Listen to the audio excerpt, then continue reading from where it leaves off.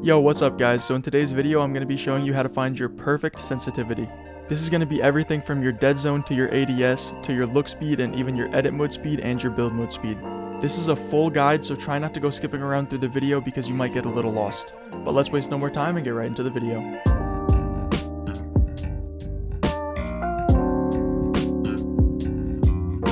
Alright guys, so to start off, I'm going to show you how to find your perfect dead zone sensitivity. So to start, we're going to put our left stick dead zone and our right stick dead zone both to 5%. Then we're going to make micro movements in every single direction to check if there's stick drift. So as you can see, I have stick drift to the left and stick drift to the right. So this means that my dead zone is too low, so I'm going to raise it a little bit.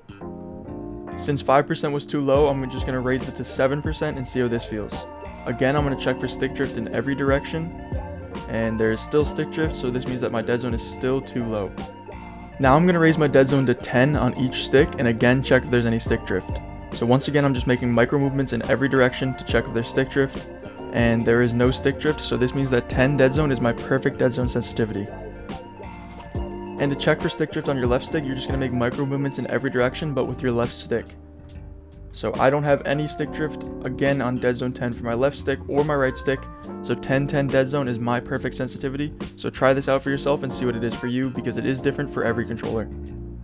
Yo guys, so I'm just editing my video and I realized I missed out on a few parts, and I just wanted to quickly brief over them just so you don't have any questions. So to start off, micro movements are little movements in every direction. So these are really useful because they'll show you if you have any stick drift. You want to try and make the smallest movement possible in every single direction. So as you can see, my crosshair is barely moving in every direction, so this is a micro movement. I also wanted to let you guys know that the point of your dead zone is to find the lowest dead zone possible without having any stick drift. Also, the dead zone of your controller is the actuation point of your thumbstick. Alright, so this is a little hard to explain, but do you guys see that blue circle that moves up when I change my dead zone? So if I put my dead zone all the way up here, my thumbstick wouldn't, like right now I'm moving my thumbstick. The yellow is how far I've moved my thumbstick out of the circle.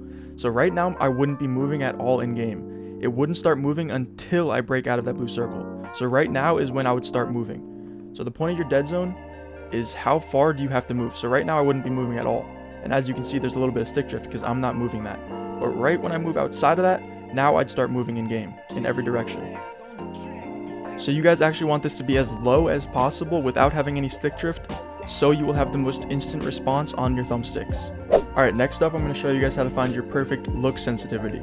So before we start, I do want to say that I have found that the perfect sensitivity for me has always been between 35 and 45, and once you go outside of that range it gets a little messy. Like if you look at pros, 90% of them will have their look sensitivity between 35 and 45, so try to stick between that range. My personal recommendation is to just set it to 40 and see how that feels, and then from there we can adjust our build mode and our edit mode sense to make it comfortable. Now that you have your horizontal speed and your vertical speed at 40, we're going to find the perfect build mode and edit sense for you. Alright, now for your build mode and your edit mode sense, what we're going to do is we're going to set them both to 1.8, and I'll show you why we're going to do that in a second. So now that you have your build mode on 1.8 and your look sensitivity on 40, what we're going to do is we're just going to free build. We're going to see how comfortable it feels on your sense, and you also got to ask yourself, what do you want to do with your sense? So for me, I like my build mode sense high just so I can do spins like this and stuff, because with a low build sense you can't really spin and stuff. So ask yourself what you want to do and just free build, and if your build mode seems too low, raise it a little bit, and if it seems too high, lower it a little bit. Finding your build mode sense might be a little tricky at some points, but my personal recommendation to you is just find a sense that you're comfortable with and then don't switch it. Because if you're switching your sense every few days, you're never going to give yourself the opportunity to get used to the sense that you have.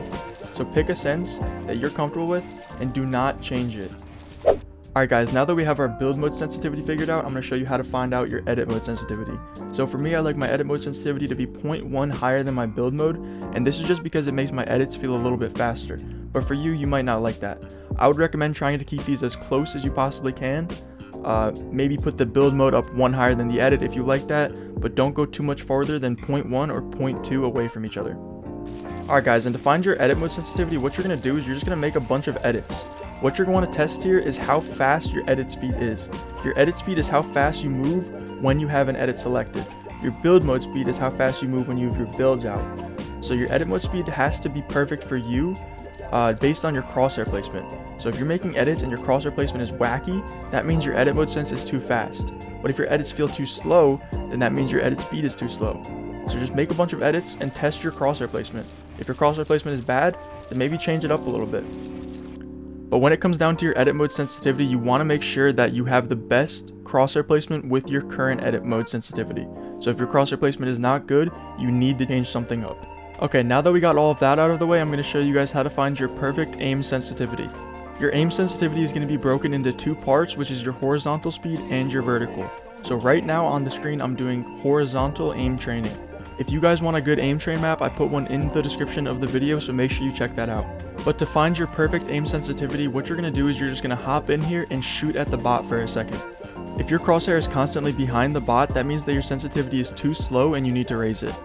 But if your crosshair is constantly ahead of the bot, that means that your sensitivity is too fast and you need to lower it. So to find your perfect sensitivity, keep using this trial and error method until your crosshair is perfectly on the bot at all times, because that will be your perfect sensitivity. Okay, that was for your horizontal speed, but we're going to do the exact same thing for your vertical speed, but this time we're going to hop into a vertical aim training. All the same things from the horizontal aim training applies here to the vertical training. So if you're constantly ahead of the bot, that means that your sensitivity is too fast, and if you're constantly behind the bot, that means that your sensitivity is too slow. So keep raising or lowering your sens based on where your crosshair is, and you will eventually find your perfect sensitivity for both your horizontal and your vertical speed. That's all I have for this video, guys, so if you have some questions that I didn't answer in this video, make sure to drop a comment and I'll try to answer all of them. And if you found this video helpful or you enjoy my content, consider using code Vizeloo in the item shop because it helps me out. Also, if you made it to this point in the video, drop a yellow heart in the comments so I know who watched the full video. But with all that said, I will catch you guys in the next one. Take care and peace.